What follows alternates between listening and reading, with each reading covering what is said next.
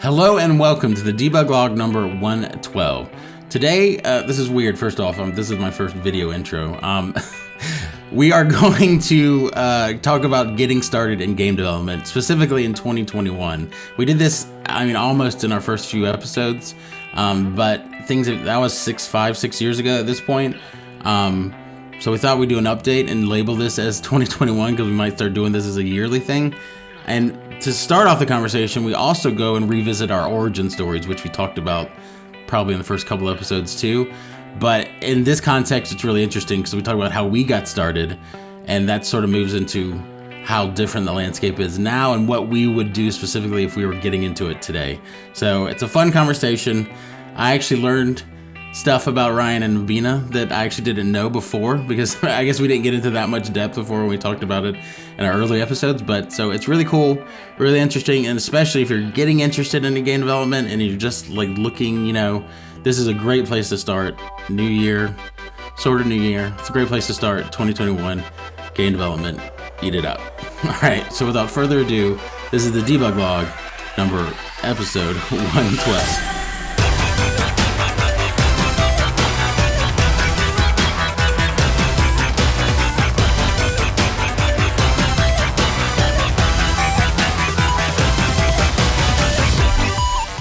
Welcome to the Debug log. My name's Andrew Curry.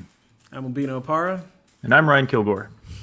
And we're here, keeping a pretty good schedule, almost 2 a month, keep going, checking in. This was a stretch, though, but we got there. And this is a big show, too, because you might be a new listener on this show, because we have an event that came and went with Unity. It's coming up. We'll talk about that a little bit at the end, right, Abina? So stay tuned for that. But if you are a new listener, or if you're an old listener, we're at 112 episodes at this point. So we thought it'd be a good idea to actually take a step back, because when we started the show, it was 2015. So it's almost 6 years ago. And since then, our stories have sort of changed. We haven't really gone over our stories again and reintroduced ourselves to all the new listeners we had in the meantime. But also just from a game developer standpoint, listening to this, which benefits you, is that we haven't gone over what would we do if we started game development now. We just got done writing our bios, and each of us has we've been messing around at least for 15 years. Each of us, even just messing around with games and stuff. So that's 2005. It's like a big difference between now and then what we could do. There's sites have gone and come in that amount of time. So we thought it'd be a good idea to actually just go over, if we were, getting out of college or whatever we were. The thing about game dev, you could be, 50 years old and starting this today, Right. And it's I would argue when we get to that, it might be one of the best times to do it because there's just so many resources. But what would we do in 2021 and on for now? So this is like our we probably should have done this around episode 100, but we're close enough. So maybe we do this every 100 episodes. We check in where we are in time and where we are in our lives and see, how do we get started and, just where we are. So, all right. So I guess, we'll go into the origin. Do you want to go into origin stories first? Sure. Or that might be less, you know what I mean? Let's start with the past first. Maybe it might be more contextually building. Yeah. All right. Let's start with Ryan. Ryan, how about you start? Oh, going way back in the Wayback Machine. Yeah. I think I messed up completely. Say what? You did what? I think episode 100, you asked me hey, let's talk about the origin stories. I think when Eduardo was back, and I remember just flubbing that completely. So, well, yeah, it didn't make any sense because they were just on a special guest. So it's okay. Yeah. But yeah. All right, Ryan. All right, origin story. Yeah. Let's start with Ryan because he's so old. That's right. He's only 3 years. Again, everybody's caveat. He's only 3 years older than me, so that's what it's funny to say. Yeah, don't let the beard fool you. It's only 3 years, I swear. Yeah, so origin story. This goes back a little ways. I guess I'll go back to when I first got into computers, because it's kind of these small steps that kind of just accelerated really quick and led into game development. But started on learning to use a computer back before they had hard drives, when you're loading the OS into 64K of memory with a 5.5 or 5.25? I always forget. But load that, you load your OS in, then you'd load whatever program you wanted then. So I started learning how to use a computer way back then. But it wasn't really. I didn't really start thinking about game development until I got I think it was a 486 Gateway computer, and I just happened to, I love playing games on that thing. That's the main reason I learned how to use a computer, is so I could play the games on the computer. So it's kind of one of those things. And I remember being at a Babbage's one day and just I forget if I was even buying anything, probably just wandering around, like just looking at stuff. And this is back in the days of shareware. And I saw the Doom shareware just sitting there on the counter. I didn't even know what Doom was at the time. I was so disconnected from like a gaming media because, I mean, you'd have to get on BBSs and, you'd have to dig for news on this type of stuff. What year was this? Oh God. 46 computer. I mean, it's going to be in the early 90s. I mean, I was like, this was like pre-high school. So definitely. Anyway. Oh, and by the way, for those who don't know, shareware is basically they would distribute the 3.5 or 3 1/4 diskettes. Again, I forget what the size is. And it would basically give you like the first third of a game for free. At least Doom, it was like the first third of that game completely free. And that was kind of your little like sample or taste of the game. And then you would say mail them, I forget what it was, $30-$40, and then you would get the rest of the game. So that was kind of the way, like now it's more of a freemium model where you get it all for free, then you pay for your little tidbits. This was like, hey, we'll just give you a chunk of the game free, see if you like it, and then have at it. Anyway, I took that game home and loaded it up and was just blown away. I mean, the stuff I'd seen before, like graphically and immersion-wise, just didn't compare. And I didn't even realize that type of thing was possible to do on a computer. So that's really what accelerated it. It was like, oh my God, I want to know how to do that. This is so cool. And, from there, it was, okay, well, how do I do that? And it was programming. And, my dad said, yeah, computer programmers know how to do that stuff. And that was basically when it took off. Is in high school, I started, taking AP computer science courses. And, that led into going to university for computer science. And then I got out in the dot-com bust and there was absolutely nothing available. So basically went back to, after doing just temp jobs for a while, went back to school at one of the, what do you call them? Like Art Institute, the pay really expensive universities, I guess. And I was going to get a video and game design degree from there, but I got an internship and actually did well there. And they offered me a job. Sorry, my camera's going out of focus. I'm trying to get it to hey, buddy.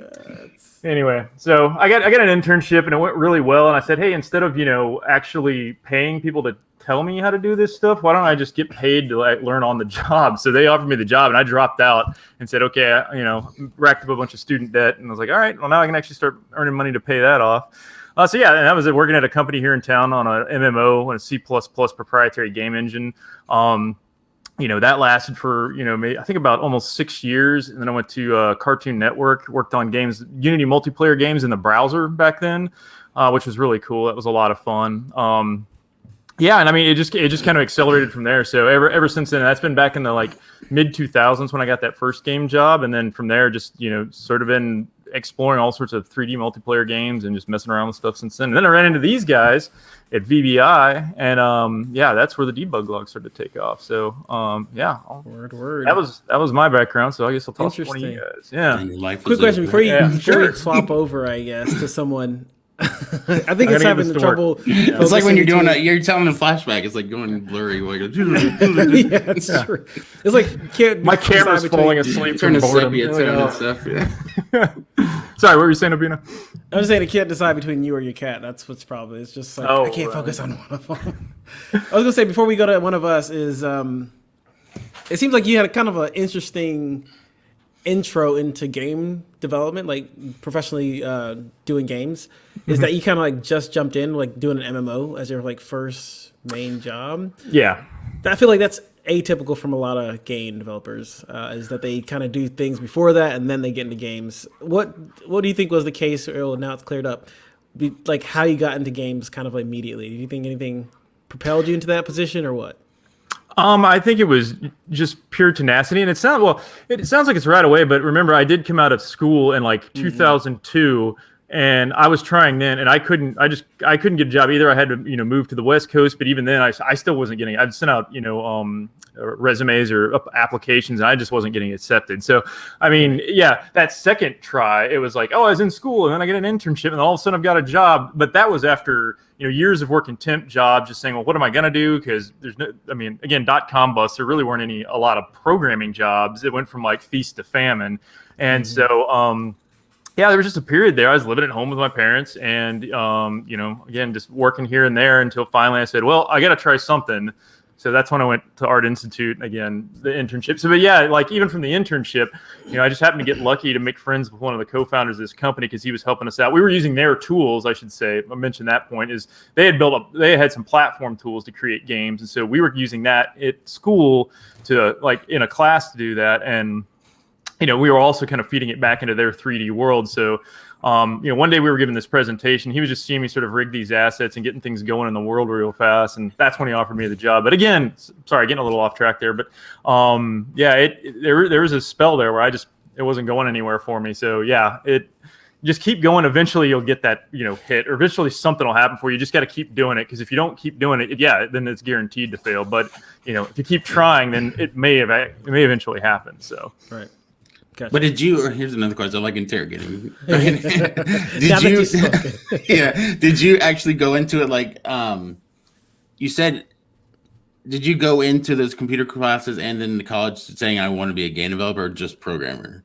Game developer. Okay. So I feel like talking to other people a lot of the times, I don't know. Well, in generally speaking, talking to other people a lot of times, I had sort of an odd path through school, and that I knew exactly what I wanted to do like in middle school, and then that didn't waver much, like maybe here or there, but yeah, it was like, okay, I'm gonna be a computer programmer, and I want to make games. Like it was make games. Then I knew computer programming would get me there, and then once I started to get a taste for programming, I'm like, oh yeah, I definitely want to do that, and hopefully I can do it in games. Because like my sister, go ahead. I was just gonna say, tied to that, did you ever say like? Did it ever say I want to make games? And here, did you ever work on other project, like indie projects or something before that, or just say because some people always your goal, like a lot of people, and it's fine. It's like I want to work at a company making games. That's different, I definitely wanted to work at a company. That was kind of a goal for me, is like work at a name, that type of thing. Right. But well, here's another thing from my background, also to learn, and we can get into maybe some more of this later when we're talking about some avenues to learn, but. I would do a lot of modding with like Quake 2, that type of thing. I started going on like, when you finally get online easy and go to these forums, say, oh, like how do I build a map for Quake 2? Oh, how do I like maybe rewrite the DLL to make the guns function differently and things like that. And so that was, and like, back then you didn't have Unities or Unreal Engines. Well, you had Unreal Engine, but it wasn't free. That's for sure. You'd have to pay like, I forget how many hundreds of thousands of dollars it was to get a license for one of those engines. So your best avenue was saying like, hey, go tinker with an existing game, like, build maps, rewrite some scripts to make it do something a little different. But that's something I definitely got into because that also helped me kind of see how these things are built, right? You can kind of sort of pop the hood on them a little bit and say like, oh, if I was going to make a game, here's kind of maybe the structure of some of the things. So it was definitely, well, to answer your question, I was definitely had my eye on like, going to some place like Irrational Games or something like that. But in my spare time, I just picked up stuff like, well, if I can't do it professionally, I'm definitely still going to do it. So, Well, I mean, it's good. I just want to make that distinction because it's a good, especially younger people listen to this, because it's like a lot of times when we tell our stories, it sounds like, I just got in these games. And it's like, but it's very intentional. One, it's intentional that you wanted to do that. But two, there's different goals in that too, right? Like you said, it's like there's a goal of saying, hey, I'm going for the big dogs. Like I really want to do that. And some people are separate. Like I'm just interested in games, which might be toward more my end too. But like we'll see, we'll talk about it. But like there's a distinction of. It's also good to reset that because what we're always talking about is set your goal. What is your goal in this? Like what are you trying to get? It's not just. It's good to kind of make it even specific what you're trying to do.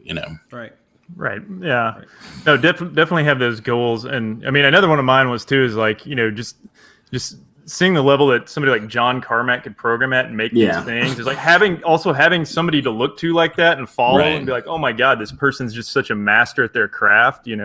I was like, I want to be as good as that guy. I'm never getting there, but I've come to accept that in my life. I'm never getting as good as him, but it's still awesome to just see what he's up to and like say, what is he doing? Yeah, and he's also, I mean, not even get off on the tangent of this, but he's also really good at inspirational for a person that like we spend all this time learning, like you're learning programming and all the other parts of it and art and all these other things in games, and it's like. You're learning how to be a craftsman, but sometimes success means like you get to a company and then you go up and then you're not doing that stuff anymore. You're doing like overseeing, not in the same way. That's why companies like Irrational were interesting. That's why companies like that, like id, were interesting because he was like making the engine. He was the CEO and making the engine at the same time. Or like at Irrational, they had, what's his name? Levine.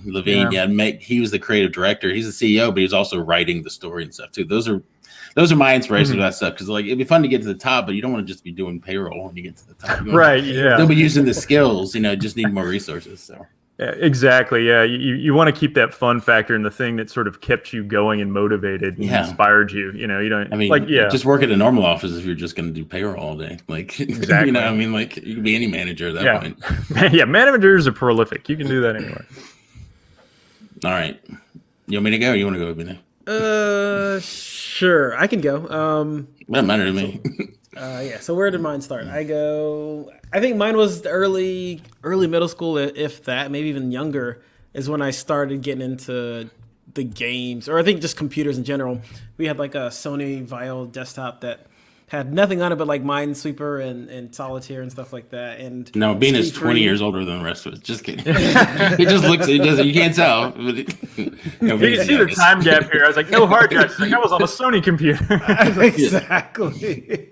I think that was the first computer we ever had, and I think I played like Ski Free, and it was very interesting, but nothing inspiring at all. But I think the first time I got inspired, I think it's always an interesting story to tell, is that my inspiration into games had nothing to do with graphics, nothing to do with like high-end computing, I guess. It was all text-based MUDs, which became a pretty big thing at the time, though. So that's what got me started. I can't remember what MUD. I think it was a MUD called Dragon Realms was maybe the first, and then Gemstone. There's like a whole bunch of MUDs, text-based games based around, made from this company called Semitronics. So that's what kind of got me started, and I started just enjoying like having this. And I used to read a lot. We used to go to the library. I think that's kind of a key distinction for my entry point as well, is because I used to read a lot. I used to go to the library all the time.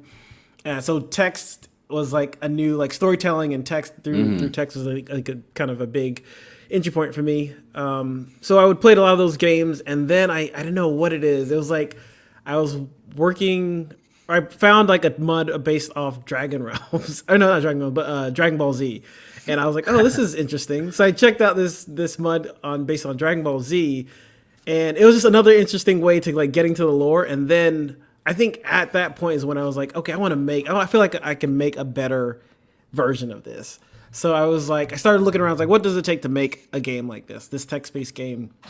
And I found this thing called Circle MUD or Circle MU, I think is the name of like the open source in like framework for creating these text-based games. So a lot of games at the time were based around Circle MUD and Deku MUD. There are a couple of different frameworks. So I picked up Turtle MUD, which is like an open source. So I just started like playing around with it, learning different things, how to write, create new areas, build characters, build NPCs. So I started learning that in C, and it was mainly C at the time. So it was just interesting. That's what really got me into programming. It was like, and I could do this like on my own, just learning about Circle MUD, what it takes to do small things like add a new description to a room. Were you in middle school at this point?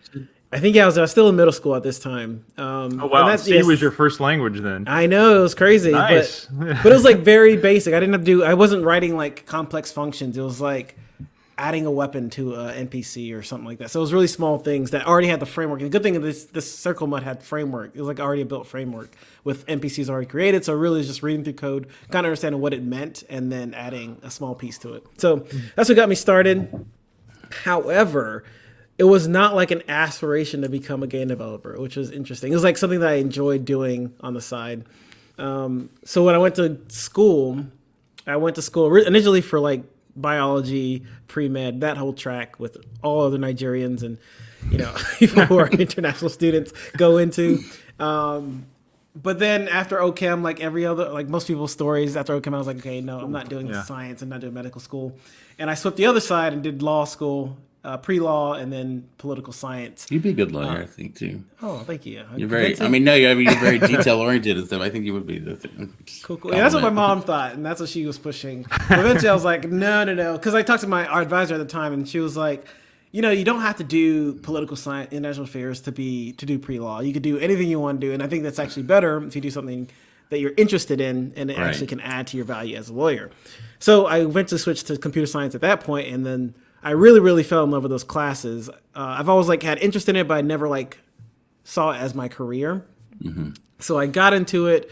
got into computer science, did really well, and eventually finished a computer science degree, did pre-law, took the LSAT, applied to law school, got accepted to law school, but I didn't know you went that far. Yeah, I went really far. Yeah, after school, I went really far. And then after that, I had a conversation with my brother, and he was like, you're going to go into debt, going to law school. You're going to incur a lot of debt going to law school.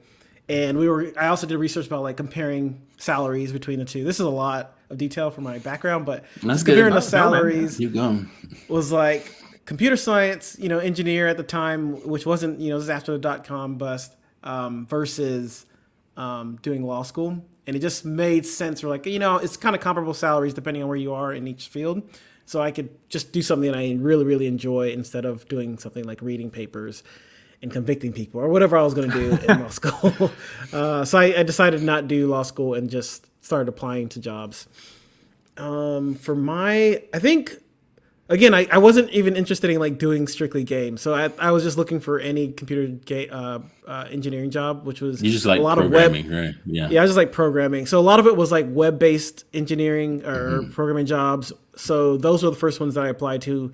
I found one that was doing Python PHP websites. So I applied there. It was like an industrial. It was the worst. Like I was there for a week, and then I found another job, and I was like, okay, I got to go. Yeah, it was terrible, but it had to happen. Mind saying what was so bad? Was it just boring, or the people? It was super boring. It was like I can't remember what they were doing. It was like I don't know. It was just really terrible. The website was terrible. PHP was terrible. I hated web development. So then I went to the other side of a piece of web development, which is like back-end databases. So I went to a database company doing FileMaker Pro, for those who know, which is Apple subsidiary. I'm pretty sure they're still around. Yeah, they're still around. So doing FileMaker databases, doing like, again, not game-related engineering. But it was a way that I really grew as an engineer because I had a great mentor there who was the CEO of the company, who really kind of walked me and made me become a better programmer and just how I saw code. So my one piece of advice is definitely get a mentor in this process. I think that's across any field you're in, but especially in engineering, like Ryan has like his idol or this person that influenced him.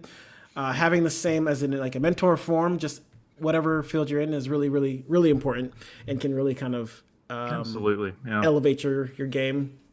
So that was really good. And then eventually, at this time, I was working on a personal project. Oh, I kind of skipped over this big piece. Is just the Semitronics kind of correlation from the text-based game. Semitronics also created a game engine called, I actually forgot, Hero Engine. It's called Hero Engine. Oh yeah, I remember that. So I was working on my own game with a couple other people in Hero Engine, and that was like me getting into like the graphics side, the MMO side of doing things like also MMOs are a big thing. So everyone was like, I gotta make an MMO. So I started making an MMO. Silly me. Yeah. But it was a good introduction to games and other pieces of games outside of just working on functions and code. And then eventually, started doing Unity as another, because Hero Engine was not really sufficient outside of MMOs. Learning a different engine was kind of a key piece for me. So I started learning Unity. Eventually got a job at doing Unity games at VBI, and that kind of like sparked the whole TDL montage, I guess. So yeah, that's a lot, but yeah, that's kind of my transition into games. Again, I didn't go in wanting to be a game developer, but I always was doing game things on the side just to like advance my skills. Right. Yeah, I had no like Andrew said, I had no idea that you were like so far afield from programming in the start, just like in the lawyer space. Right. And that's awesome that you could redirect like that. And passed it, and then got into law school or whatever. That's pretty cool. Right. My mom said she once said I could be a lawyer just because I argued with her all the time. And then Alex is 10 years old. I was like, yep, this is. Because me, I'd be like, wait a second. Okay, I see what you're saying there, but what? Right. You definitely could have been a lawyer. All right, I guess I'll tell my story. I guess it's the same thing. I think it was funny when I'm listening to your story, Robina, too. I think this isn't a pejorative, Ryan. I think you have a more traditional, like, I really love games so much, and I really want to try this. And out of all of us, too, you're the one that plays the most. Like, I try to play a lot, and Robina does, but you're very. No, I'm not saying that's a waste of time. I'm saying Zach's like that. People remember Zach. That you're very traditional. Like, playing games is one of your favorite things that you love it so much. And to me, it actually isn't my favorite thing to do on the road. I'd actually much rather kind of watch movies. Like if like I always talk about Zach with it. If there's like a new movie that I'm really looking forward to or new something, it's really movies or the thing. Or the new game that you're waiting. I'd probably watch. I don't know. There's some things I'd do before I play a game. But I think we like making games more than anything else. So it's like we found it in a circumspect way. And with you, Ryan, it's like, yeah, this is what I really love. I want to do it. I envy you because you kind of know exactly what you want to do. And that's why you have so much about like experience right from the beginning. Right. I feel like I was way more circumspect, a little bit like Obina too. Cause it's like, growing up, my parents weren't nerds or anything. Like my first computer I had, I was like 19 years old or 18 years old. I didn't have a computer in the house, you know. My parents didn't even show me Star Wars. I mean, I know this is like, but I'm just trying to give context. Like my parents and my dad still calls those things like space movies. So like my parents were into art. Like my dad's a photographer. My mom was like an art teacher and she wanted to be like a behavior teacher. But like, so I had like a more of a cultural background, but not anything approaching nerdy stuff. But when I was a kid, I got a Nintendo and I was telling to Zach about this last week. It's like, even though I like some of those other things better, I can't remember the first movie that I watched. I can't remember any of that stuff. I can remember the moment that I started playing a video game, which is Mario. We rented the NES before we ever bought it for like a year, you know? Right. I remember being Luigi, the second player, and she's like, all right. And my sister's like, well, she's 6 years older than me. She's like, all right, you go now. And I was like, what is this? And I remember holding it and like it going. And I was like, and I just kept running into the Goomba, just kept running into me. She's like, no, you have to move and jump. I was like, what? I was like, you mean I can, like, to me in my head, it shows, I was like 5 years old. I was like, I can control this cartoon. Like, I was really like, this cartoon. It really was a moment of mind-blowing thought, yeah. For me. It really was. I was like, it's on my TV at my house. I think I maybe played arcade game, but this is different. It was like so clear. And I was like, I can't believe I do this. And then after that, we got an NES and I became fascinated with it. Like, never like as much loved it. I didn't finish Mario Brothers. I finished Mario Brothers 2. But might be the only game I beat when I was a kid until later.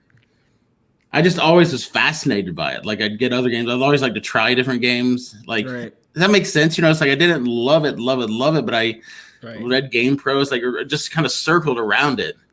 You sure you didn't love it because you're reading Game Pros? Yeah. I'm in denial. I don't know, but it's a different aspect though. Well, I just always compared because I had friends that would go, they could sit there and play the game for 8 hours.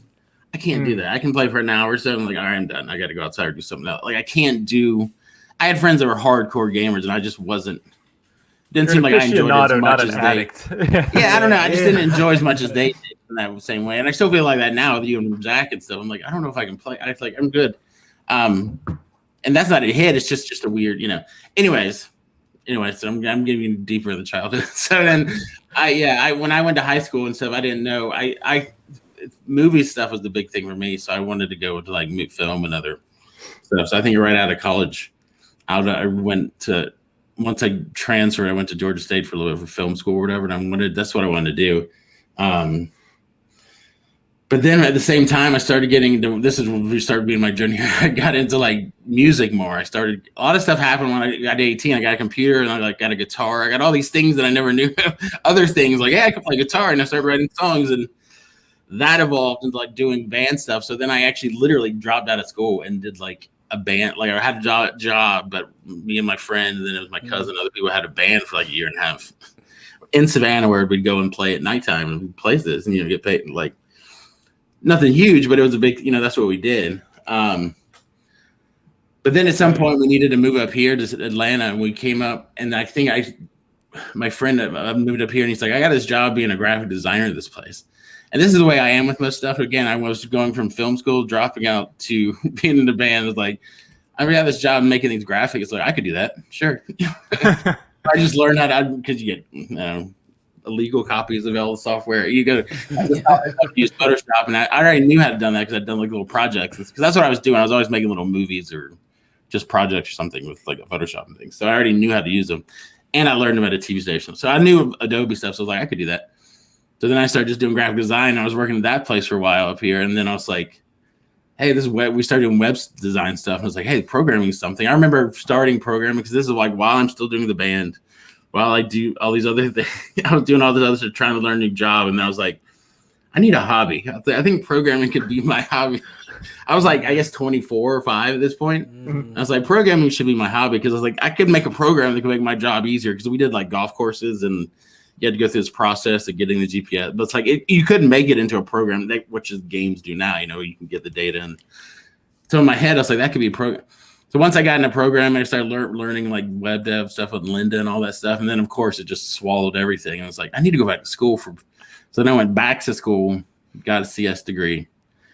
But at that time, right at that time when I was working in that place and started getting into programming, I remember one of my boss there was a super gamer too, like super uber gamer.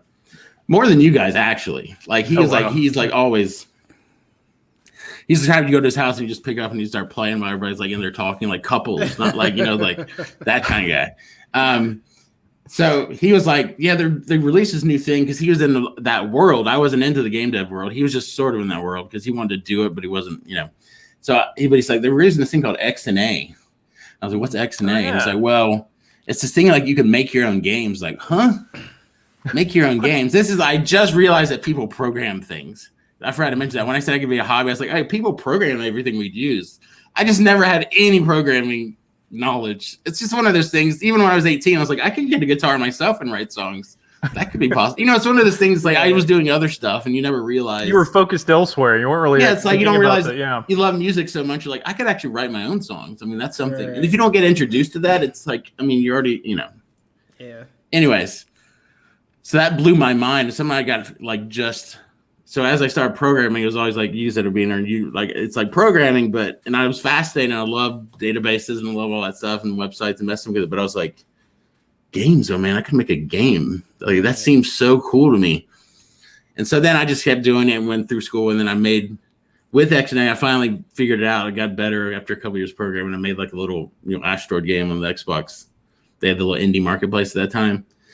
And that was a big deal for me because that's actually a release thing that I did. And then I think through that, we mentioned to get all the way back to that's when I just started kind of. Now I'm like reading game dev stuff every week. It's like 2 years of doing all that, and we're all, talking with other people online at those forums and those community developers. And then we had a mutual friend that you worked with that started working with VBI, where we all kind of met, Obina, and then. He was a friend of ours and we're still friends with him, but he's like not a game developer at all. And I'm like learning this stuff. I'm like, I know Unity. I've learned Unity on my own because like, oh, this is cool. You kind of find it. And he's like, yeah, I got a new job. I was like, where'd you get a job? And this is while I'm doing like graphic design. I'm in the marketing department at the place doing web development stuff and video stuff. He goes, where? He goes, yeah, we're using Unity. I was like, what? It's like, you don't even like games.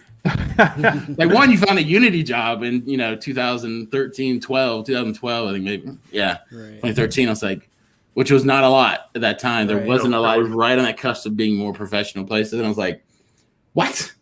And then I was like, okay, man. And then after a couple months, he's like, he finally got me in to come interview, and that's when I met Robina and everybody. So it's been a weird journey, like with that stuff, because it's like it finally came to when I did that. When I made that Xbox indie game, for some reason, I was lucky enough the Xbox magazine people called me and said, can we just interview for, I don't know how many people they call because we were part of this marketing thing because that's what I've always been pretty good at bringing together. And this guy did this marketing thing for a lot of these indie games of this summer kind of bundle, but it was like a homemade one. Mm-hmm. And I ended up going, hey, I can make the website. So I ended up making all the graphics and website for all these people. So it's like I was in on this thing, even though my game was pretty simple. But being a part of that, I was in on this thing. So they interviewed me.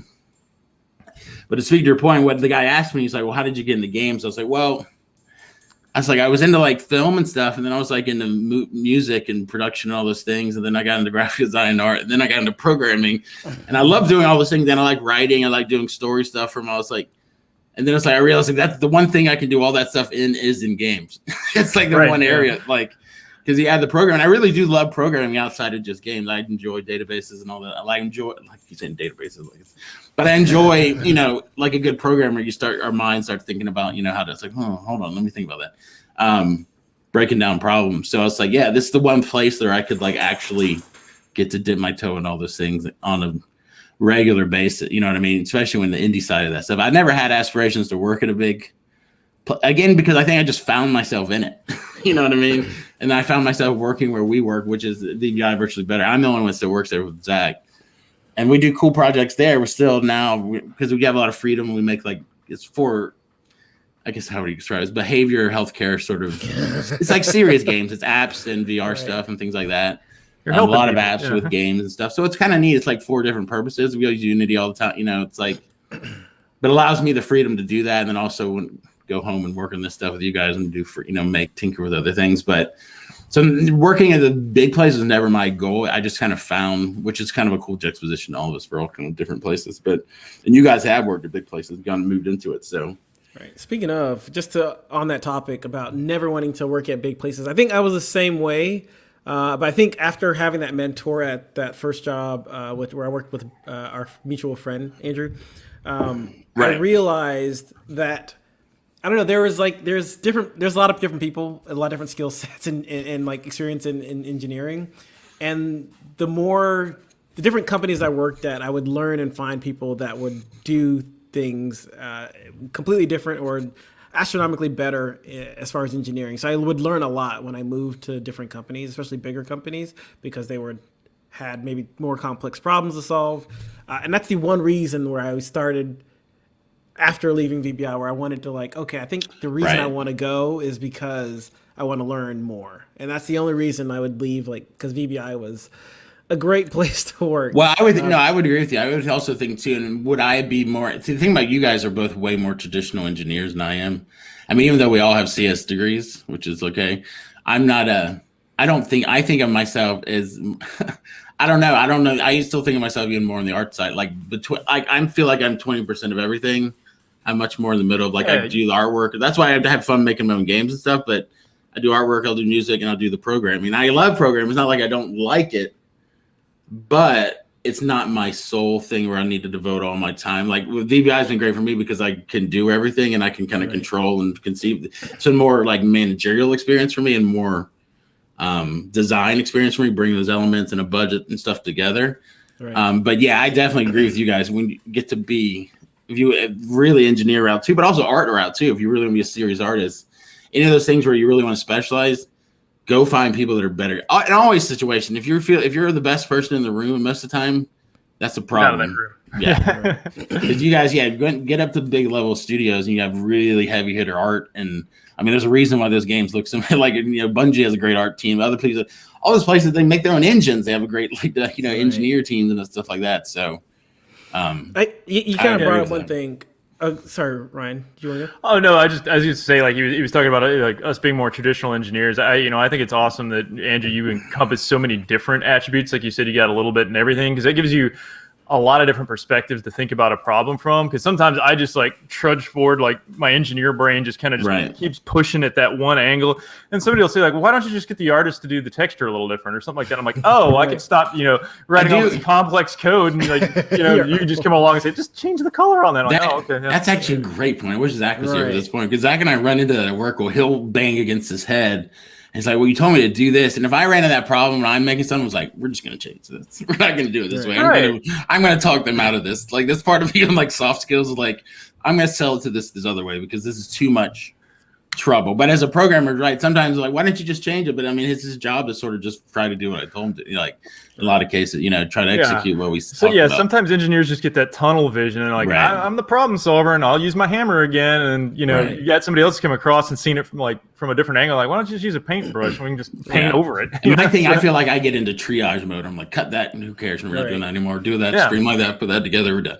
I think the Andrew kind of mix of personality / experiences is the optimal. I would say the optimal person to be a game developer.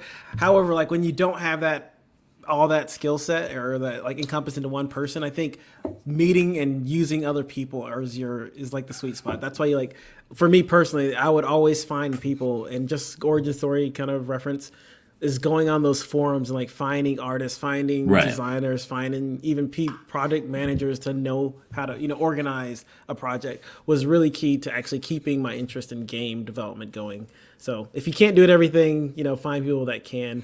Well, and you said I thank you for the compliment, but I also think that I did but it's also a certain point because I can't make sense. You guys are better engineers than I am. You know what I mean? Or you have way more experience and way more just hard hitting about stuff. That's why I'd ask you guys. So it's to me, it's like, yeah, you can do certain things to a certain point, and it gets more and more with it, crazy stuff you can do in Unity and all these other things in Unreal. Like you watch devlogs on YouTube. It's like, there's one guy making this. So, I mean, there is a lot of things you could do. Mm-hmm. But I mean, to get to a level, it's not, I don't know, part of I do believe in that one person thing. That's just my ethos. Like, oh, you could, but that's not smart for a lot of things. If you want to work in one game for 8 years, go ahead. But if you want to work in a game for a year or two, and it's like a pretty simple thing, you get the best people in the world. That's the thing. You want to make, it's like any director, the best directors, the best movies happen. Like those Marvel movies are fun, and those other things happen because they have so many talented people working in all those things. Like director, you get all the credit for it. But these teams, like even from the story team, all these things come together to make, the really people that could do it better. It's like, you're not going to be a better costume designer than that person. It's just not fathomable. Go watch those credits sometimes and get to the visual effects section and just see how much it's like, but you know what I mean? Like that's a big thing. So it's like really fine. I mean, do stuff for fun and do stuff you want to do it by yourself. But I think it helps me have an understanding of it. But it's like, any project of a size, I would find better, go find artists, go find engineers, go find things, I've got sorry, go ahead. Oh, just one real quick thing, and I'd also like to emphasize what Obina was saying about that communication and looking for people. Like, networking is good. It took me a long time to finally get comfortable doing that. I mean, and that's not just for finding a job. It's like he said, for problem solving too. Like, I've worked with him twice now, and he's been real good about, like, seeking out people and talking to them and get communication lines open. I know I'm very bad at that sometimes. Again, like, I'll just sit down and I'm going to solve this problem. But yeah, it's very important to communicate with other people and sort of get that networking going like that. So it's definitely a skill people miss. Yeah, I think Obina and I bond. That's where the whole rubber duck thing came from. I was talking about that because it was the thing. It's like Obina and I were always pretty good at just talking out loud. Because for a while, Obina and I worked in an office just for months together, and then Zach came along and spoiled the party. Well, that's how and that's how this whole thing started too. Is why I was new to the company. You guys we just started shooting the shit about like development. And it's like, oh, well, this is kind of an interesting set of perspectives. So right, yeah. So sorry, one question. Yeah, my question's unrelated to that, so I think it's good that I came last. Is about I think Andrew mentioned, all of us have a CS degree, and I think part of this question about becoming an engineer or game developer in 2021 is schooling, and I think that's a big question for me, and something that I've had wishy-washy feelings on over the years about whether you feel it's necessary for game developers in 2021 aspiring game developers to go to school or go back to school to get a CS degree or a specialization like video or game design degree to get into the industry.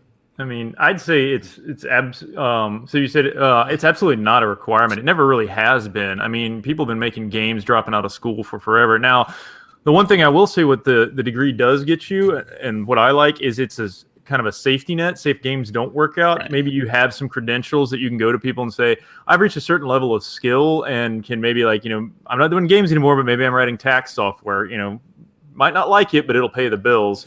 So, I mean, I guess, like I said, it's never been a requirement. And in this day and age with so many tools available that you can kind of get that started yourself.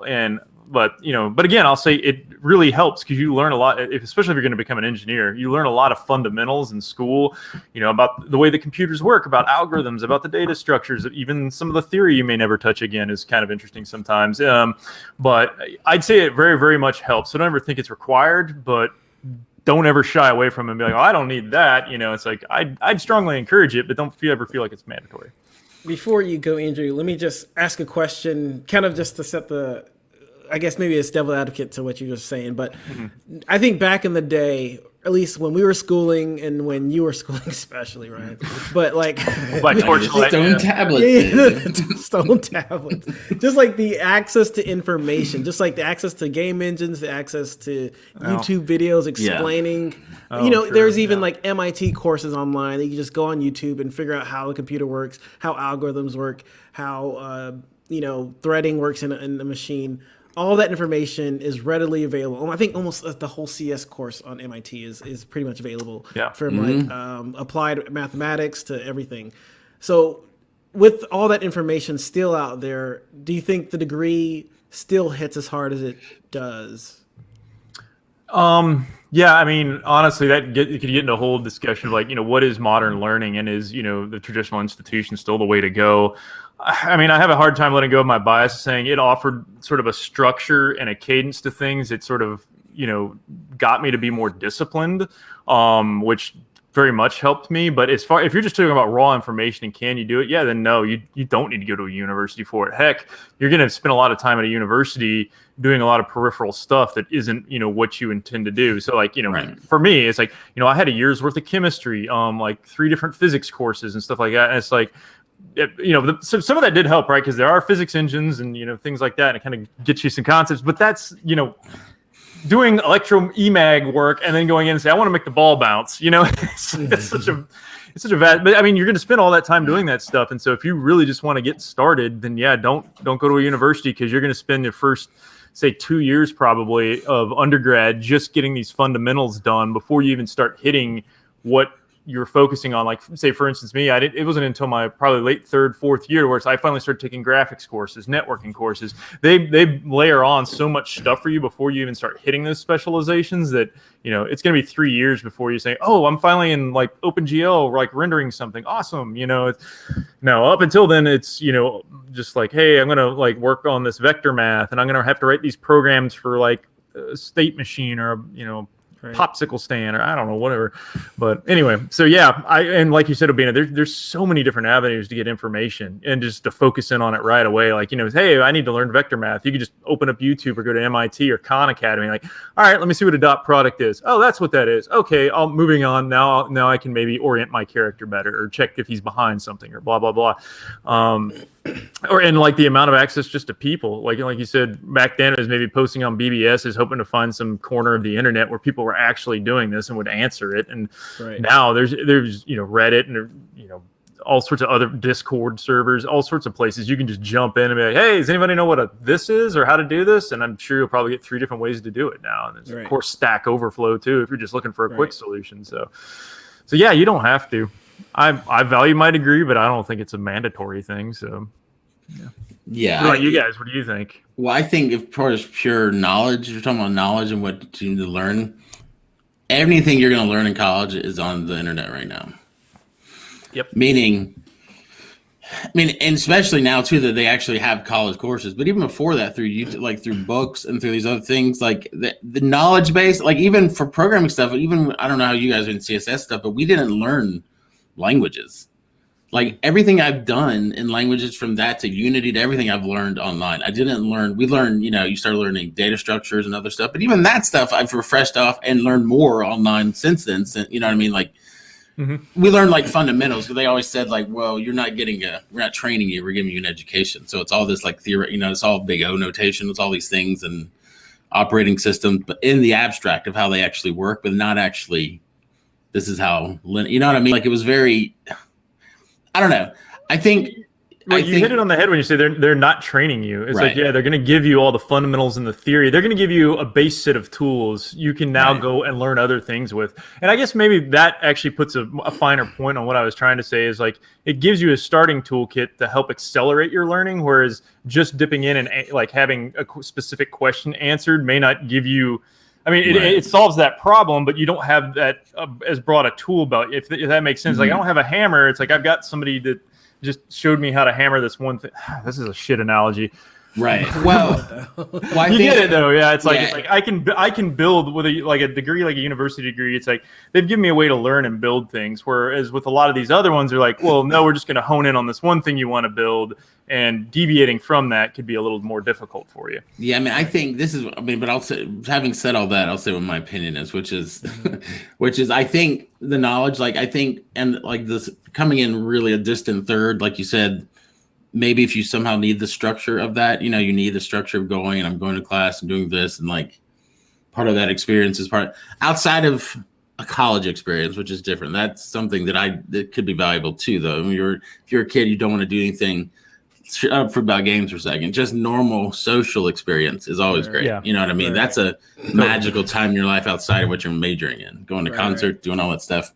You don't have to do that. You can have that and meet new friends and be at a local, do whatever you want to. I mean, you can find community. I'm just saying there's cultural aspects of college or going off at that time in your life for a reason. But honestly, for a traditional university thing, the two reasons you go there, the things that there's certain type of things you just cannot get anywhere else. One is I'll call it prestige, but it's not prestige. There's legitimacy with that, with whatever job you're going to go to, or anything you have that degree on paper. Now it might be empty in the fact that it just feels like, hey, this is just a thing out of my, yeah, it is. Because that degree, even just outside of that, has nothing to do with what you learn, but you can get that degree that on paper. That's going to, if you want to get a job at a place, it's going to give you a 30%, 40% leg up. Now, we do work in an industry where you can talk your way into a lot of stuff and show them what you worked on, and that's really awesome. And that's great. It just does give you that, if that's important to you, especially even now if you went to get a master's, that would even be in a bigger, like, oh, cool. It gets you into the interview. It actually will give you a better chance of getting an interview, especially for programming stuff. Like, oh, he does have a degree in this. We can talk to him. I'm not saying that's right. I'm not saying that. It just does do that. But also, there is a level of networking that doesn't happen. You cannot do, especially the better school you go up. Like, that's why people go to Harvard and other places, because there's a community of people. And like people, your friends, you might meet friends that later, like 10 years later, you can call up for investment funding, and like, because they're millionaires. Like, there's people. Now I'm saying though, but I'm saying the people you meet as the schools get bigger and better, become more resource. Absolutely. You know what I mean? So, and my little goofy example wasn't even the resource thing, but I would not be here if I didn't go to school. Because at school, I met Brent, who's our friend, who Obina started working with, who got me a job, and the reason I came to work with Obina and you guys eventually everybody together. I met him at school working on, like, he was in the CS classes with me. Like, the same thing. Now, that's like the lowest, not a resource thing, but it is a connection. I would have never met him if I hadn't been going to those classes. And at classes, you might meet like-minded people like he was, who wanted to work on projects, wanted to do things. Like, I know you can meet that online, and you can do that. You can so there's always things you can substitute that with events and going to these things and meetups and all that stuff. You can, but there is a prestige and there's a certain level as you go, especially as you go up in the universities. If you have a chance to go to, to Stanford for computer science, something, it might be a good idea to try it. And if you had the means to do it, it's like, I would never kill yourself to do any of these things. But if you had the opportunities, these opportunities do pay off, because the amount of people you would meet and the types of help you might meet at those places goes up as the thing goes up. And that's just a fact of life too. That's your kind of tier of networking goes up as you learn, meet different people, and you couldn't do that anywhere else. You can't do it. And it's as much as sucks, it honestly would be a club. If you can say I graduated from Harvard or CSS, it's like you have a group of people that or that are familiar with you that would have, you know what I mean? Any of these big any college like that would be. Right. True. No, I mean, that's a great point. And just, I guess one more example of that is like Art Institute, where, I got that internship from. That was my first job at the MMO company. And the guy who co-founded that, like, I left there, went off, did something else, but I eventually ran back into him when I was looking for a job, and that was when he was helping, like, out at some capacity at VBI. Right. So yeah, and so he's like, "Oh, well, you know Unity now. You've been doing multiplayer games. Well, they use Unity over here, and there's a good bunch of people over here, and they probably use you." And so yeah, it just all came back. Well, that's a good point. Like, That's the opportunity that comes from schools that you can't get in as internships, because those internships feed directly from schools sometimes. Right. Yep. From professors, I would do it for that. Outside of that, just outside of that, the knowledge. And now this is a sliding scale. There are some technical schools that will teach you C++ and web development. The prestige is not as high there, and maybe the networking is not as high, but they are teaching this, or like web boot camps and all those things. Those are actually just teaching the actual skills, period. And those are useful if you have the money and you feel like it's your time.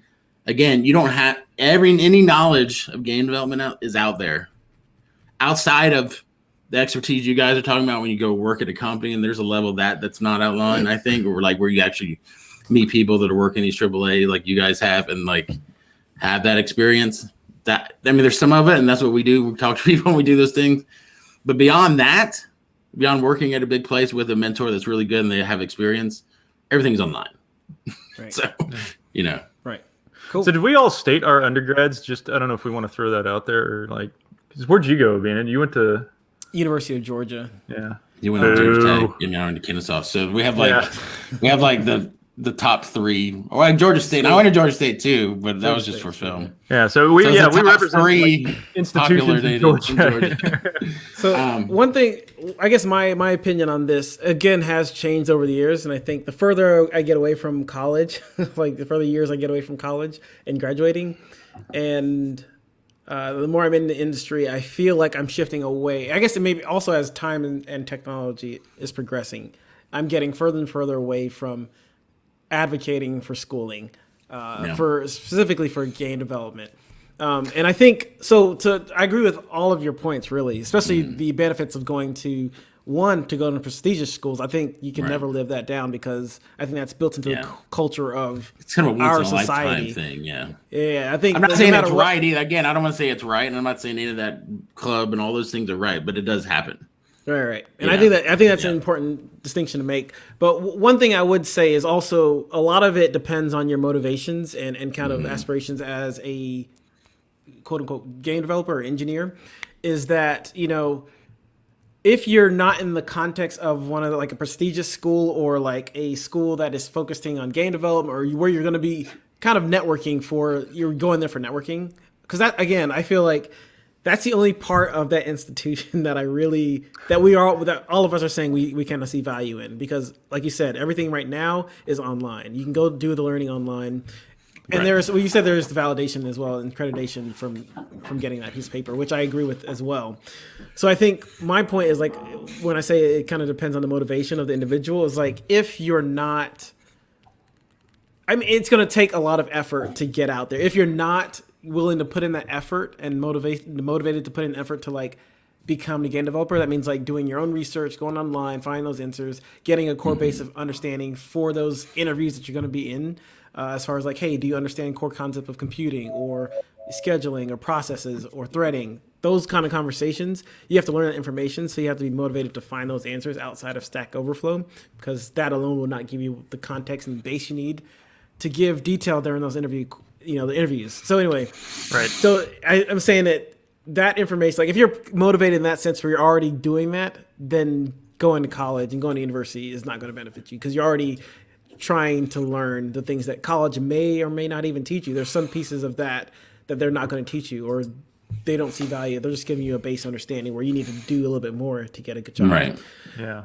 So I think that's a big piece. I got a question for you, Abina. So do you feel like, you said over time you feel like maybe the college or the accreditation or college being part of the process for this doesn't seem as important now? Do you think that's just because you're just so far away from that now in your career, meaning like, at some point in your life, like the SATs and the end of high school are very important, and that seems like your world, and that's the most important thing. And then college, like graduating from there and doing that, it seems super important. Like, but then once you get out into the industry and job into the sort of the real world, then it's like, all that sort of kind of falls to the wayside, and you start thinking, that's just real far in the past, and it's part of what made you or built you up to where you are.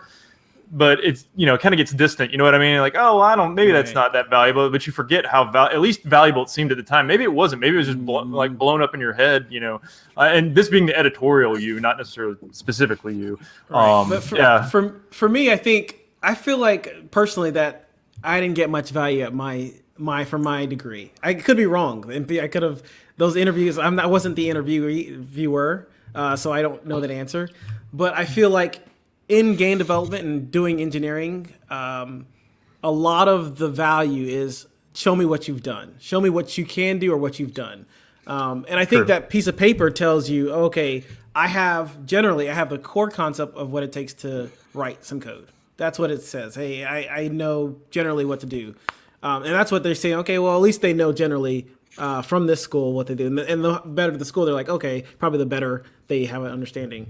But I feel like a lot of my value came from what I've done, like what I was into, what I knew. And because of the things that I got into outside of school is where I got this knowledge to answer questions or to give explanations on things regarding engineering.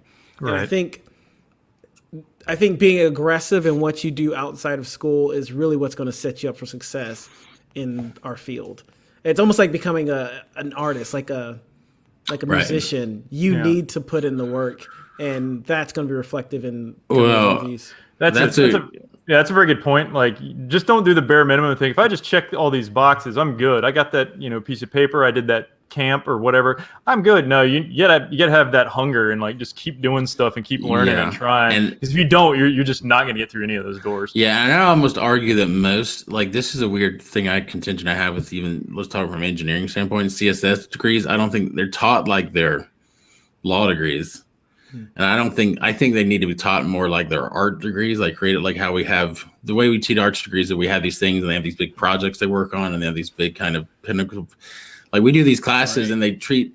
So I talked to a lot of programmers when I was at school and I'm like, hey, so these are younger. So I wasn't super old, but I was older. I was like 26 and they were 20. I was like, what are you going to do? Like, are you going to, this is me, like, because at this point I've built a website in like 8 different languages and done like a little game in my, like, so I'm just like, hey, what kind of stuff do you work on? That's what I always ask people. Like, what kind of stuff do you work on? And they're like, nothing really. I was like, what kind of program do you want to be? Like, you're in the same classes. Like, what do you want to do?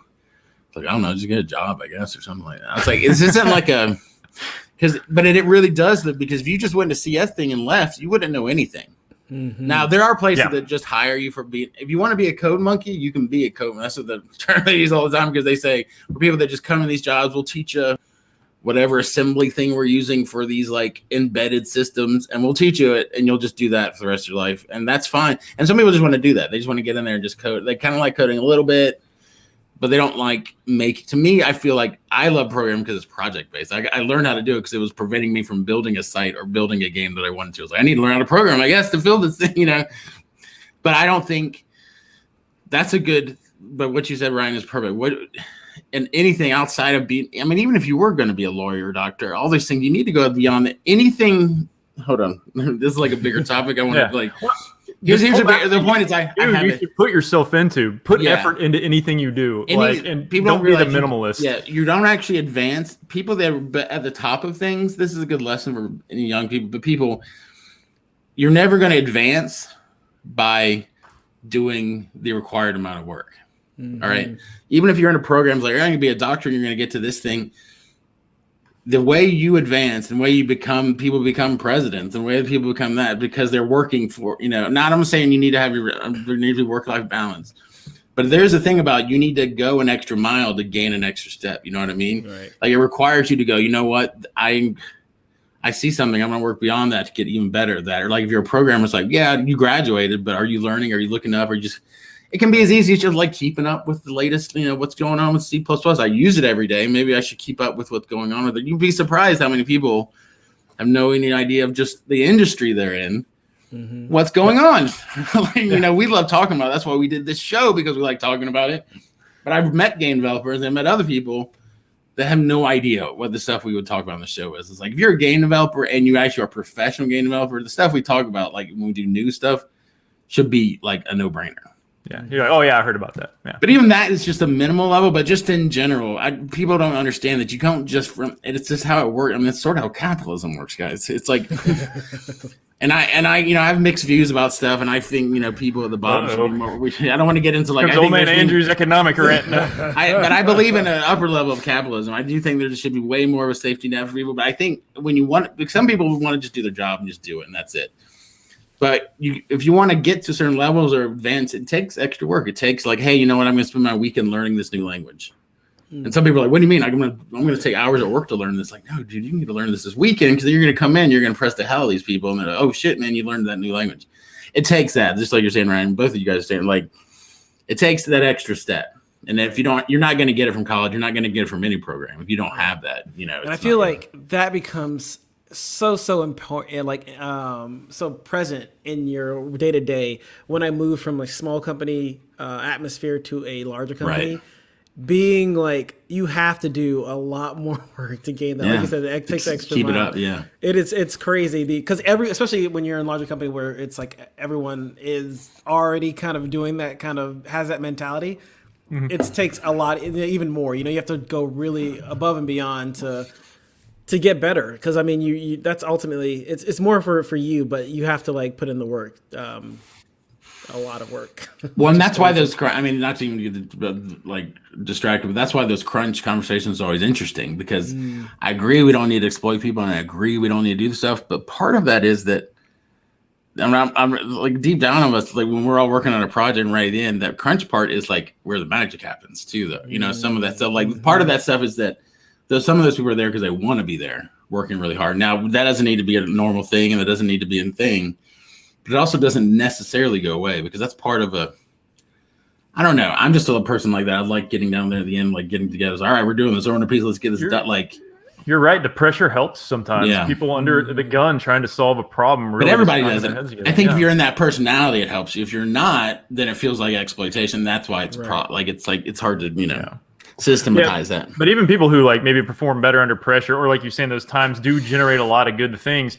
It's almost like a drug, maybe, where it's like you can keep doing that, but that's going to wear somebody down over time. Even people who perform under pressure, it's like if you keep putting it on them, it's going to wear them out, and then they may have to go take a vacation, or worse, they just leave your company and say, "I can't do this anymore." You tapped me out. So, I mean, so there's pluses and minuses to that, but yeah. So, but like he said, it's definitely something that helps things become better, is having that motivation to go the extra mile. And I think with any of these things, going that extra mile means like, again, like everything we've discussed earlier, as far as like, different tools you could learn or schools you could go to, those are all more general levels of knowledge. I mean, where the extra mile comes in is like learning the things and honing the things to get to where you want to be. Because that's the very specific stuff, right? It's like, where do you want to be? And finding that path is that extra mile. So, right.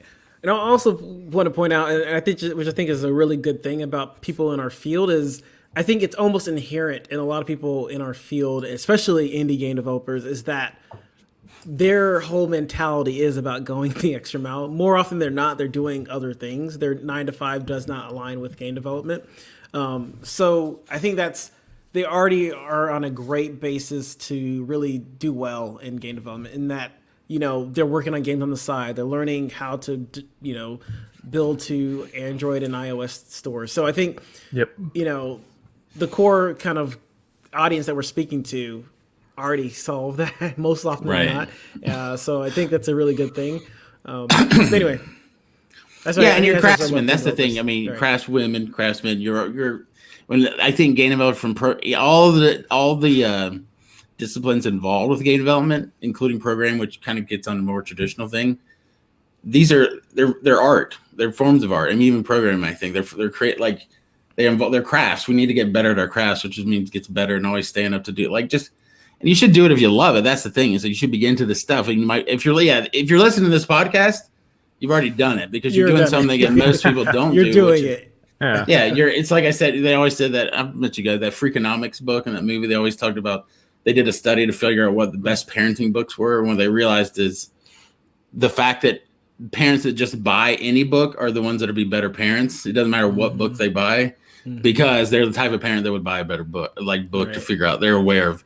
So it's the same thing with this. It's like I don't know how you could help somebody not listen to this, but I mean, if you're listening to this, you're on the right path already. But find other podcasts, find other games. That's what I do when I get into something. I find like every single thing and I immerse myself and I watch things, And then you get that. I mean, the ones you don't love, it'll fall off and you don't care anymore. But the things you do love, it'll stick with you. That's why we started this show, because we like talking about it so much. We want to do it ourselves.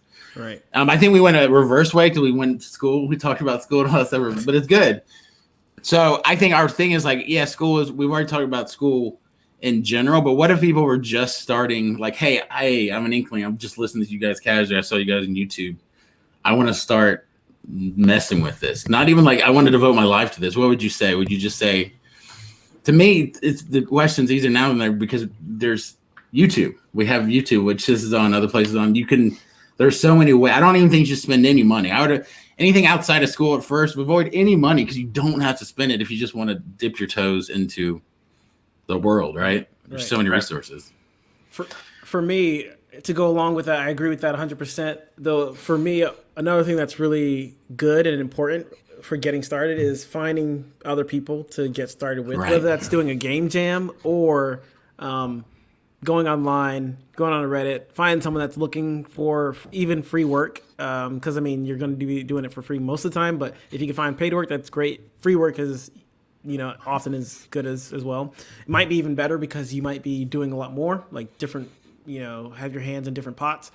Is that the right expression? But anyway, doing a lot of different things in like smaller companies, so they can't pay. So I don't know. Well, and the people like meetups and that stuff is good, right? That's what I'm saying. Yeah. Like, I feel like I said game jam, but like meetups and stuff. Just finding other people within the field that are either going to push you to do better, show you their work constantly, so it makes you want to show them your work, or just be on a project together, working on a small game, whether it's a Tetris or even an MMO. Well, I'll say this real quick before you rant about those meetups, is that the ones we've been to, the Unity, we've been to like the Georgia game here, and I don't know if you guys went to them in San Francisco or wherever, but like, I think you could not, if you could see that online and go, oh, that's intimidating. I'm not like a game developer. I'm not. It's like, dude, everybody there are half of those people there haven't even touched program or something before. They're there because they're curious. I was surprised by it. Even when we went to Unite in times and places, there's so many people we talked to like, well, we're looking into Unity. Have you never used Unity? They're like, well, no.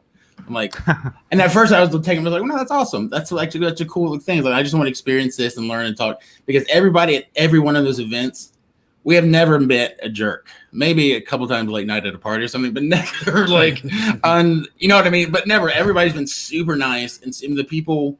And we had people that talked to. We went into some of those things not thinking we were experts. Maybe you were that jerk. Yeah, maybe. Yeah. That was an open bar. From me. I don't know why. Zach, that's another story. But like but everybody was like, see, we went in there going, we don't know much, and then we left like, man, people. That's why we started this podcast, because we didn't think we had a lot of knowledge, and then people. We spent that first Unite not lecturing but talking. They were asking us questions like, yeah, we use it for this, and that. It's like, well. Doing the same thing. So I would just say never. I had this perception of it before we ever went to them, and not because I wasn't scared of this, but I thought they were for like, it's professional, and it is. There are professionals there, and but it's really about beginners dipping their toe in that stuff and really just being there. And I would say at every one of those meetups we've been to, half of those people have never made a game, barely gotten into it. They're just starting. So don't be intimidated by that. That's a way to actually just see if you like it. Just talk to people there. Mm-hmm. Yeah, and everybody has that imposter syndrome at some point. You go into these things, you're like, oh, I'm the biggest idiot in the room. You're probably not. It's just like, and I wouldn't even think that. It's like, who cares? You're just there, you're there to learn. I mean, and that's easier said than done, I know, a lot of times. Because like I said, it took me a while to get into the networking thing as well. But I think what I'll add to that is, just start with something. Definitely go out and seek out like the networking that help with people, but just like download something like Unity, open it up, like look at a sample project. Just start somewhere, and like don't be too afraid of it. If you're just copy pasting code to see how something works, you don't fully understand it yet, that's fine. You're seeing how things function, how they interact. You're probing it. You're learning. It may seem slow at first, but just keep getting with it. Then you'll after a while, you'll say, oh yeah, I know what this code does now. Now I can start making bigger pieces or examining bigger projects. And so I just keep at it and keep trying, and never be afraid that it's like, oh, I don't have a formal degree and like I'm just pasting code in. I'm such a fraud. It's like, no, everybody starts with that at some point. Right. I mean, I've been programming for a while. I do that too. Like when I first got Unity, it was like, I don't know what this thing is, and it's like I've been coding for a while, but it's like, I got to get in like, okay, I dropped the script on here, and what is this script? Oh, it just makes this ball spin. I mean, I started there too. It's like, oh, it just makes this ball spin. Been like professionally programming for like 6 years. It's like, this is new to me. It's new stuff. You got to learn it. So never be afraid of it. You just start doing something with it. Just touch it. Even if it's like 15, 30 minutes a day, just, it starts to become habitual, and you'll like it. So definitely just keep at it. Go ahead. And I just say, just definitely keep at it. It's crazy how learning works. It's like you start off feeling like you're the dumbest person with whatever project, whether it's Photoshop for me or like Unity or anything. You start in that first day, and then your first week, you're like, oh my God, this is going so slow. And then you look, you do it for like a couple of months, and you're like, oh my God, you're actually making a game now. And then a couple of years later, you're working for like a game company. It's like, it progresses so quickly that you don't realize, how quickly learning works or quickly learning happens. So just keep at it. Don't stop, even if it feels frustrating. Take a break, but get right back on it. Yeah, and I would also say at the beginning when you're just like, so we're talking about a beginner just getting into some of these tutorials online. Unity has a bunch of tutorials. Other places that like, all those places they work, because I would say experiment with all of them. Experiment with the art ones, experiment with the graphic program, whatever you want. If you're doing this because you like games, that's one thing. If you have a specific idea what you want to do, that's one thing too. But I would just mess with everything. Don't limit yourself. Again, I don't like people limiting. Again, because I'm a current person who's done a lot of different things. I don't like when people say, well, I wish I could do that. So just learn how to do it. It's really not that hard. Most things are not that hard at a basic level. Right. Even programming. Like programming enough to script on these things is not that hard. Shouldn't be intimidating. Working Photoshop at a basic level. None of these things are hard. Right. Editing stuff. We've gone through editing video, editing audio is not that hard. Right. Actually, what's funny is most of it's the UI, I think. Yeah, it's really just these are technical skills. They're not talent. It's skills. funny when you say UI. That was scared me away from Photoshop when I first got into it. But then we started this podcast, and I was like, I need to start editing, episodes. I need to help out. So I watched a couple of YouTube videos, and then I was like, it's not that hard once you learn the basics. You don't know that stuff though, man. I'm telling you, this isn't a humble brag. I don't say that. I always, but I wanted just for perspective. Before I got a job at our place, we went to this place where they it's almost like a recruiter place, but it was like for design and develop. It was for both, and they judged I showed them all my portfolio and Photoshop and stuff, and they said I had master level skills in Photoshop. And if you show me a Photoshop interface right now, I can't tell you what beyond 10% of it does. Where's that paintbrush? Yeah, you don't know that there's all these other kind of stuff they add. I have no idea. Talking about imposter stuff, they're just like, oh, you must mean all. I was like, I have no idea. I know the 10% that we use to make graphics and do stuff. Yeah, right. Beyond that, I have no idea. And I think people just outside looking in, they're like, this looks really complicated. It's actually not. Once you just get going, the basics of anything in life, people need to remember that are pretty. You can learn it in a week or a weekend. The basics I'm talking about, just to get your feet. And then you go, I keep saying feet wet and toes wet. Like using, get the whole film. I need to take a shower or something. I was like, but that's what people need to rhyme. And then I'm not gonna kink shame or anything. So I would say be free. Yeah, as you said that, I was gonna say. I'd say be free with what you're learning. Be free with your so don't be limited. But I will say this because there's an explore. This now sounds bad after you said that. There's an exploratory time in your life where you're gonna just learn other stuff. And if you like something, learn it, try it out. Oh my god! Yeah, try everything once. If you want to cool off for a second, I've got a personal story that I think. Well, let me just say real quick. Yeah, I'll just say once you get to that level, though, most people just real quick they get to after they've gone through the tutorials in Unity or something, they go, what now? Because there is a couple month period when you get done with that stuff. You're like, what I would say then is make a project, figure out something you want to build. It could be even hard, and then start making a list of the things you need to learn to build that, and start knocking that list down. Because I'm like that. I used to say, well, I'm like that. Everybody else isn't like that. But I actually think being like that is the best way to learn something, because nobody's going to learn something just from watching. Nope, I learned that module. Now I'm going to learn that. You need to have a video, or you need to have a project that you dissect into how you're going to, that's a good experience anyway. I want to build this platformer. What do I need for that? I need this. And then we go look it up. Even if it's on Stack Overflow, make sure you're understanding what you're pulling, but find a project after that initial period. That's all I'm saying. All right, go ahead. Yeah. No, it's all right. Actually, I'm glad you got that out there, because I was going to tell one story, but that time has passed. But I do have another one based off of what you just said, as far as having a project and letting that sort of drive what you learn. That's one thing I definitely found was valuable when I was. I forget, it blurs together. I was in I started getting to XNA as well. I know you mentioned that earlier, and I think this is when mobile gaming was first getting hot. Right. It was like, oh, you get obviously iPhones and then Android phones. I was like, oh, I should look into the mobile space and do that. And that's definitely what helped me when learning XNA. I first sat down I need something simple to start with, and I was like, because I don't know how to. Well, like you said, I don't know how to even deploy code to this device. So that's the first thing. So it's like, oh, well, I need to do that. Okay, so write a hello world, because if I can just hit an icon and it says hello world, it's like, hey, I've got to start there. It's just text on a screen, but I'm now interfacing with the device. But yeah, so then I still thought, I need a project. I need a simple game, something not too crazy, but that will incorporate certain aspects of the system. So, I decided on a little sort of Galaga style clone, where you just hold your thumb down on the screen to shift the shift the ship back and forth, and it would just constantly fire at these things coming down the screen.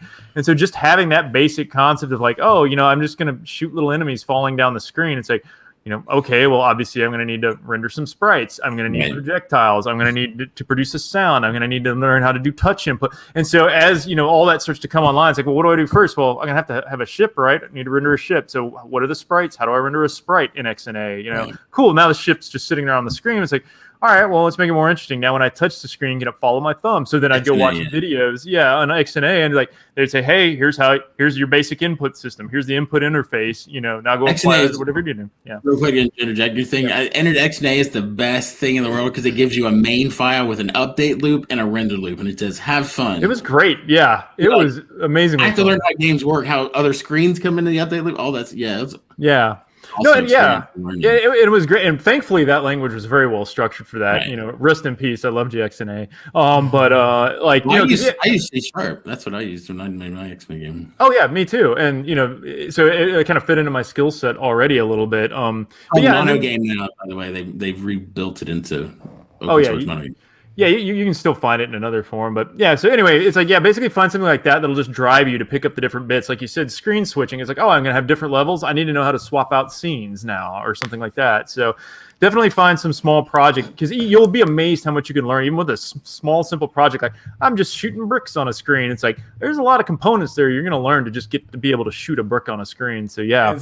It's funny when you say small project. I feel like when you're just starting out, it's actually a good thing when you try to do your own project in your head, in that your small project actually turns out to be a huge undertaking because there's no such thing as a simple game. Yeah, exactly. And especially when you're starting out, you think this is like, hey, I'm gonna make a Mario clone. I mean, I don't know. It could be anything, but it just takes up a lot of time and a lot of information that you need to grab and just pieces to the puzzle that you didn't even know existed until you start getting into it. So I think that's why starting your own project, and I think sample projects on Unity's like Learn website are really great, but having your own project is, I think, key after you maybe run through those sample programs, because sample programs have kind of pre-made problems for you to solve, and they might like push you to do maybe like, okay, try adding a new ship now.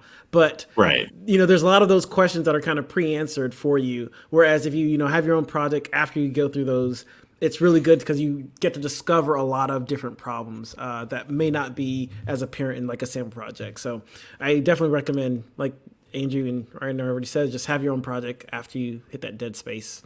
Well, build it in. I'm a person who looks at those sample projects and I'm like, ooh.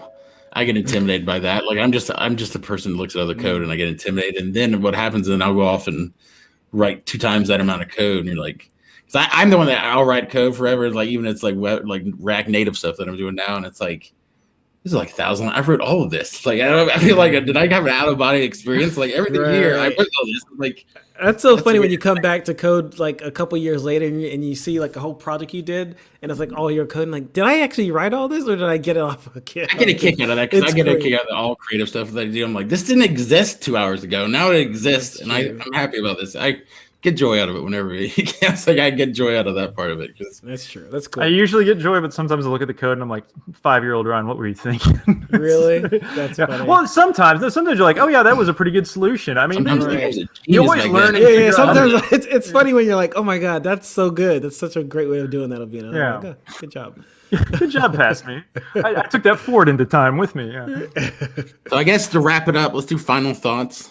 Do anybody have final thoughts as we close? Because I think we've gone over everything as a person getting it. Because we're not naming specific sources. That stuff changes every day. So, but let's go over. You want to say, Ryan? You want to say what your final thoughts of somebody getting into this today?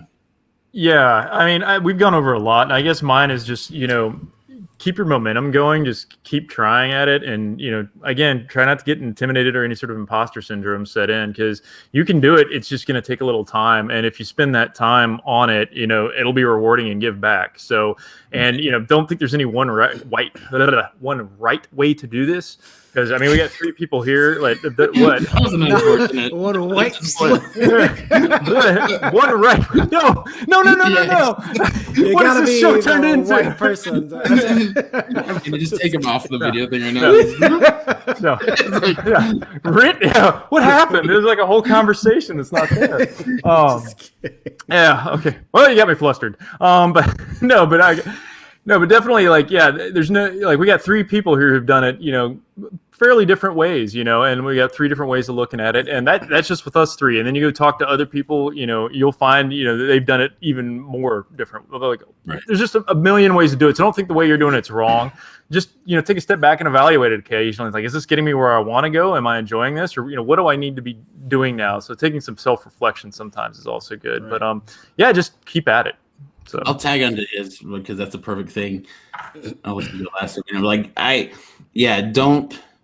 We all have a self-narrative that we always write about ourselves a lot of times, and like saying, "Well, I'm good at this. I do this. I can't do that." Right? It happens to all of us. We all do it, and a lot of times you kind of drag that self-narrative. It can be encouraging, and you get into the point where you're motivated and you feel a sense of self. It's just not. It's not saying it's a bad thing, but we do that. But sometimes that can be really limiting. And I was thinking about you're saying our different backgrounds, especially for me and Obina, and Eduardo used to be like this too.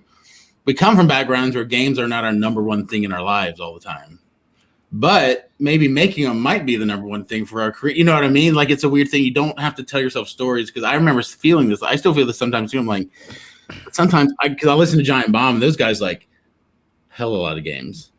And I'm like, I don't like platformers. Like, this would go. I hate Mario games. I don't like platformers. I call them jumpy jump games. I don't like. Although I didn't even finish my story before when I got to be in college, and I finally played Halo, like a first person shooter. I didn't have PC, but I finally played. I was like, this is the game I was waiting for. I finally found a game that I enjoy as much as I've been fascinated with these games. I'm serious. I'm like, crap. We played all night. As like the sun came up. I was like, oh my god, what happened? I finally hit this game. I've always been fascinated with them. So I'm just saying, don't let yourself talk yourself out of anything just because, like, be the weird, eccentric narrative. Be the thing that says, you know what, I'm also into this thing. You know what, I'm the type of person that's into this and that thing. Right. That's a good general life rule too. Like, try to take the subtle choice and the one that's not expected all the time, especially ones that go toward being kind and being great for everybody. But in this, my final point related to that is don't sell yourself short on what you want to try. Like, again, I wanted to try programming, being a graphic designer and stuff. I just like, I could try that. Let me do that. Get into it. I wanted to try. I learned how to do graphic design because I said, hey, I could try that. I could get a job doing that. I got a job before I knew how to be a graphic designer. For that, you can do anything. Right. You have a lot of even giving pressure and stuff. Don't sell yourself short and just say, I wish I could do that. If you're saying that, that means you can do it. I have a big belief that an interest in something is an inherent aptitude at even just a basic level.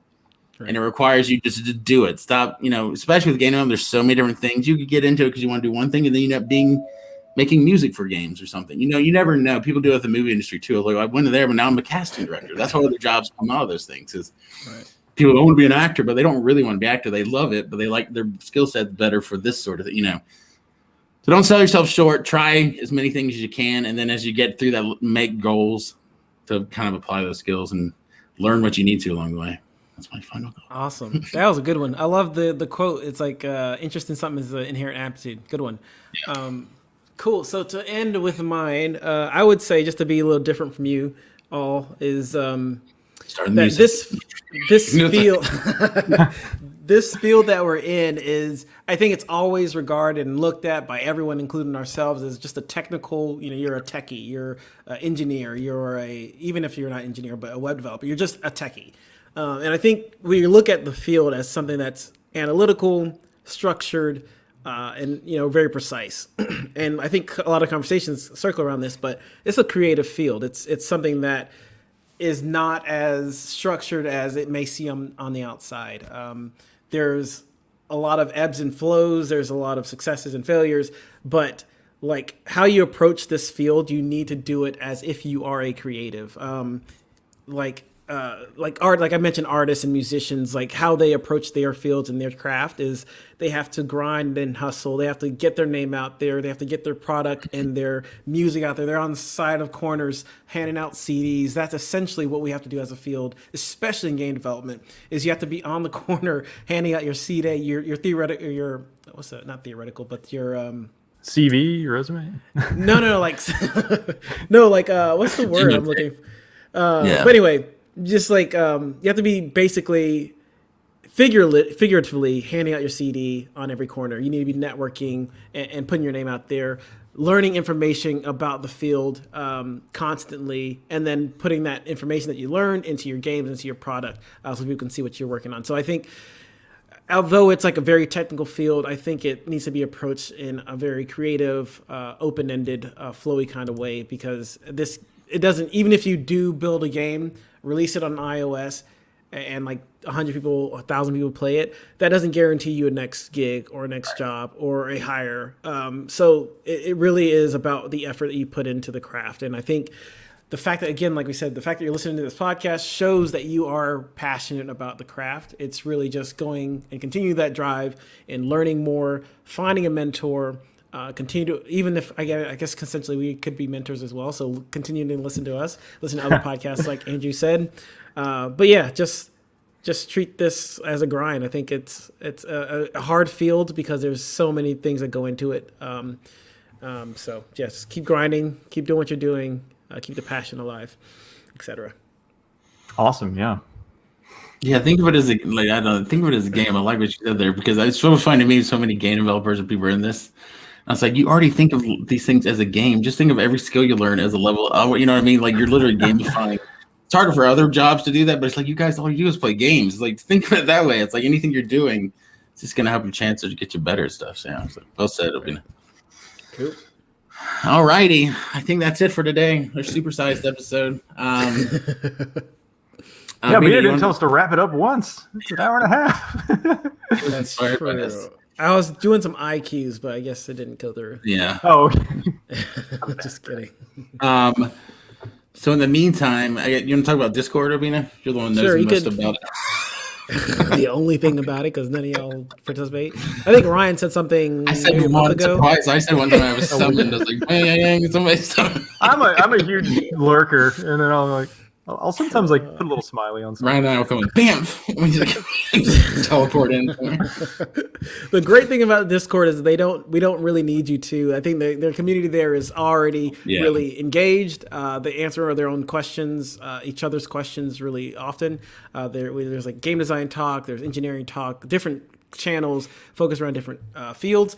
So I think it's really good that we have a community that are willing to help each other out. They ask questions. They support each other's games. There's a game that recently came out, or they're working on their POC.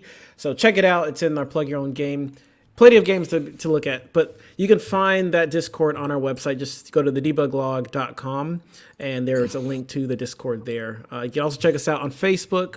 Go to facebook.com, search for the Debug Law Lounge, and request invite, and then join that as well. Oh, you want to talk about the Unity thing? Oh yes, that little thing. That thing we're doing. I'll tee it up, and then you can tell the details of it. Since we're this is the one episode. Our next will be a smaller episode. If you're watching this 5 years from now and it's on this feed, you'll see this episode.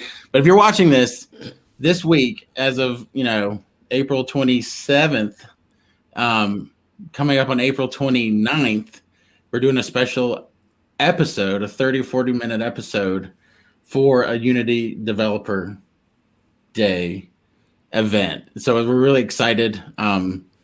Obina set it up, obviously, but we're really excited. This is our first live show ever. So if you want to join in, it's at 3:00 Eastern time, 12 Pacific. And we're going to be on there and talking about building your brand. But I think that's all the details, right? We're really excited. We've never done a live event like this and join in. It's like one of those telethons or something that we're going to pop into. The kids, yeah. So yeah, it's just a little bit more context on the event. It's Unity's Digital Developer Day, Indie Edition. So if you're indie, this really applies to you all. There's going to be a lot of different people and presenters there, from VCs and investors to game developers to publishers to, of course, us. And then afterwards, there's the IGDA is hosting a kind of pitch your brand and pitch your game kind of soiree. So our kind of talk leads into that. So it's a good opportunity to learn about pitching your brand, pitching your game. If you haven't already checked our episode about pitching your game, I think it's a good thing to preface with. But we'll go into a lot of that conversation in short format, not an hour, 32 minutes and 20 seconds long conversation about it. But yeah, definitely check it out. There's a sweepstakes as well to win a Alienware laptop. There's also, tickets or licenses for Unity at stake here, and then also tickets to IGDA as well. So definitely check it out on Thursday this week. And yeah, I'm excited. Thursday, live. Wait for the whole scene, but you'll just need the edge. It's too funny. That's our explosions. We're all going to be in fireworks. It's funny. Ryan's going to be poolside in a tuxedo. I can make that happen. That would be amazing. Cheers. Cool. So yeah, all right. I guess in the meantime, you can find me on Twitter. I'm at Andrew_Curry. That's CURRIE. And I am at Instagram and Twitter at OBeans, O with an H, Beans with a Z. And I'm on Twitter at RE Kilgore with 2 L's. Like in Kill. Yeah, and Kill and Gore. Violent. Last name. Peace. Take it easy. Goodbye.